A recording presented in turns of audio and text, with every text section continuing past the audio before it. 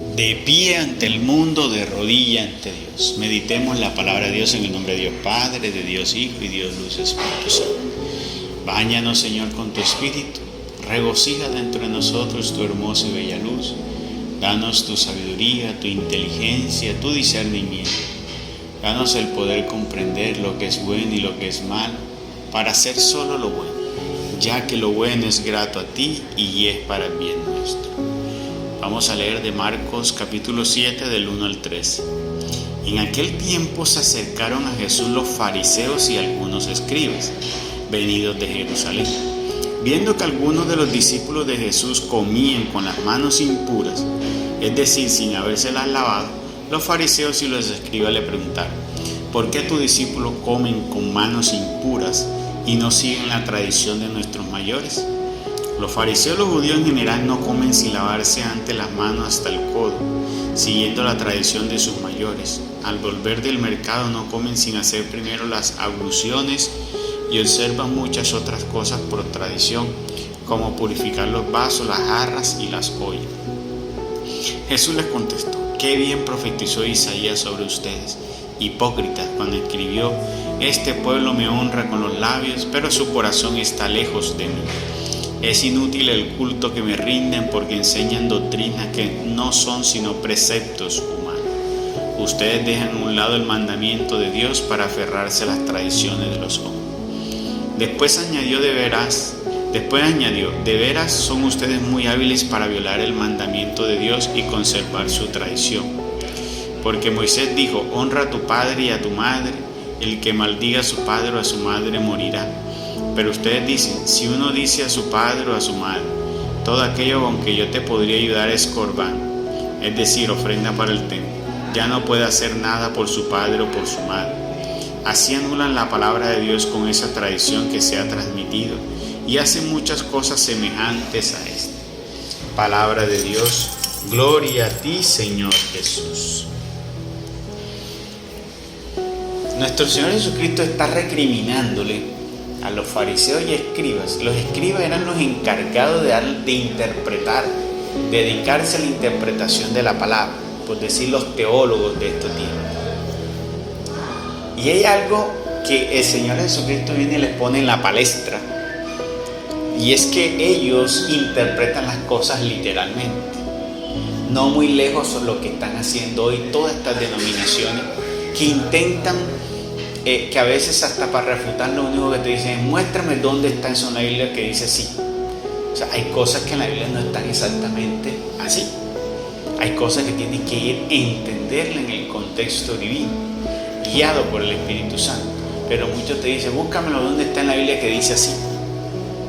Entonces, no vamos a encontrar las cosas exactamente así. Por ejemplo, la palabra Trinidad o el concepto de la Trinidad, no lo vas a conseguir que una palabra que un profeta o Dios haya explicado exactamente el concepto de Trinidad así, no. Se deduce o se infiere de todo lo que Dios ha enseñado y de lo que Dios ha mostrado. Ahí deduce uno la Trinidad. Entonces, así está sucediendo hoy. Lo que hacen es pasar por el sedazo la palabra, muchas de estas denominaciones, y que se traen. Entonces, en este contexto, aquí tenemos, tanto para la iglesia madre que fundó nuestro Señor Jesucristo en los apóstoles, la iglesia católica, hay una recriminación para ella. Y también una recriminación para todas aquellas denominaciones que se han separado y que se siguen separando y son ramas desprendidas del árbol que siguen y siguen y siguen. Para la iglesia, ¿qué podría decir una iglesia? Vean, aquí está. Tendrían hoy el concepto de los fariseos, que están viendo son de cosas de tradiciones y se han dejado la verdadera interpretación, el sentido de lo que Dios quiso. Dice: ustedes me honran con sus labios, pero sus corazones están lejos de mí. Ustedes de esas tradiciones de lavar las ollas, los platos, las manos. Pero lo verdaderamente interesante que es mostrar un corazón limpio para Dios, ¿dónde está? Y así están hoy, queriendo dar ofrendas a Dios, queriendo ofrecer una acción de gracias a Dios, que lo dicen como sublime. Para los sacerdotes la Eucaristía es la oración sublime, la acción de gracia sublime, y es cierto, pero ¿cómo la ofrece? Sus manos, se lavan las manos antes de coger el cuerpo. Hay un ritual hasta para antes de consagrar el cuerpo, el pan y el vino, se lavan las manos. Pero díganme, ¿y qué van a hacer con ese corazón, esa alma y ese espíritu que están manchados? ¿Cuántos de ellos no tienen esa sotana que está tan manchada que el día del juicio el Señor los va a levantar y los va a echar lejos de su presencia? Porque eso es lo que estamos viendo hoy en ellos. Sotana sucia, las manos manchadas de la corrupción. ¿Cuántos de ellos no han cometido grandes pecados y se lavan las manos? Y eso no tiene que ver simplemente con un lavado de manos o con acciones que están simplemente por fuera. Y eso es lo importante, lo que ha descuidado hoy la iglesia, lo de adentro. Y eso es lo que nosotros no podemos descuidar, lo que le ofrecemos a Dios de adentro. La mirada nuestra tiene que ser de adentro hacia afuera. La interpretación tiene que ver en el contexto de Dios espiritual, de adentro hacia afuera. Ya no estamos en los tiempos de mirar todas estas cuestiones exteriores y tradición, sino mirar desde adentro. Todo se ofrece desde adentro y es lo que tenemos que mirar, cómo nos ofrecemos a Dios. Y los hermanos protestantes que cogen todo literalmente, simplemente ¿para qué? Porque se dieron cuenta de una equivocación de los sacerdotes, se aprendieron de ahí, como hizo Lutero, que encontró un error de los obispos de ese tiempo y cogió y desde ahí se prendió. ¿Para qué? Para crear la división. Tuvo una insatisfacción porque tuvo una pelea con algo que no le dieron. ¿Y qué pasó? Desde ahí se dividió. Es lo mismo que sucede. Por ejemplo, se formaron los luteranos. Vino Calvino, no le gustó algo de los luteranos y formó el calvinismo. Vino otro que no le gustó algo de los calvinistas y fundó, entonces creo que fueron los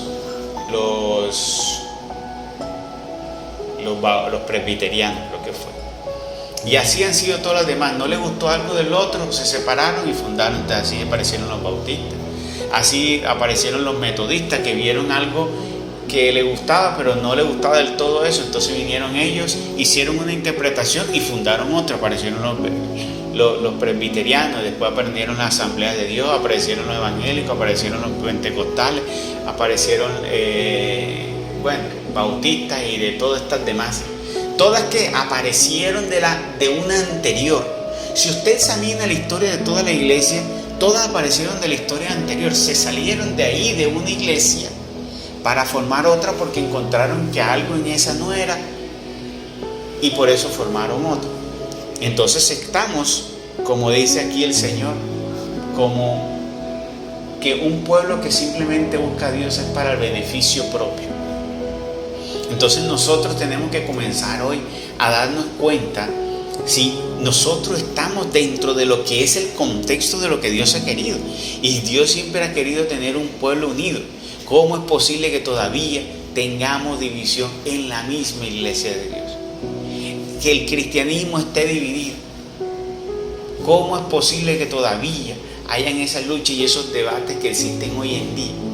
No, Señor, ahí están que simplemente, supuestamente honrando a Dios de labio hacia afuera, pero dentro de sí, cada quien tiene sus intereses propios. La Iglesia Católica, que no quiere doblar la cabeza y darse cuenta que tiene equivocaciones grandes, y los protestantes, que no se quieren someter ahora porque descubrieron unos errores. Y en fin, ahí está la división, y eso no es lo que Dios quiere, y eso es lo que Dios repudia. Y eso es lo que nos tiene mal, y por eso el enemigo nos ha echado mano, y por eso el enemigo ha sido astuto y ha avanzado grandes pasos. Entonces nosotros tenemos que aprender a interpretar en el contexto general, no tomarlo literal, y por eso es importante también la luz del Espíritu Santo, guiarnos por la luz del Espíritu Santo. Pero tener en cuenta que hoy la interpretación de la Biblia no se hace ya literal, se hace en contexto espiritual, de aquello que Dios quiere ahora para el reino de los cielos, porque debemos interpretarlo hacia lo venidero, hacia lo que viene, hacia lo que Dios nos ha prometido. Y eso es una forma de visualizar las cosas. ¿Y cuál es la pedagogía de Dios con respecto a eso? Es una buena pregunta. ¿Cuál es lo que Dios quería que